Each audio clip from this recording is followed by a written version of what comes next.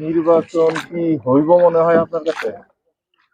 নির্বাচন তো এটা বেশিরভাগই হওয়ার সম্ভাবনাই আছে।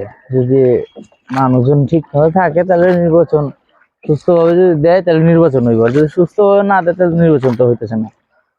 নির্বাচন হইলে আপনার কাছে মনে হয় যে কোন দল এবার পাস করবে, সরকার গঠন করবে?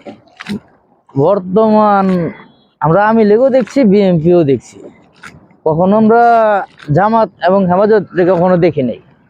তো এবার বিশেষ করে যদি জামাত হেফাজত আসে তাহলে এরা সবার জন্যই ভালো হবে। আবার নদীর মধ্যে যেরকম এই চাঁদাবাজ মাদাবাজ শুরু হয়ে গেছে আগে থাকতেই, দল নাই, ক্ষমতা সরকার নাই, ওতেই চাঁদাবাজি শুরু হয়ে গেছে গাঙ্গের থেকে, এত এত মানুষের হয়রানি করা। তো এটা আগে থাকতে শুরু করে, তোরা কি করবো? হেফাজত তো আর নির্বাচন করবো না, জামাত তো আসবে। জামাত নির্বাচন করবে।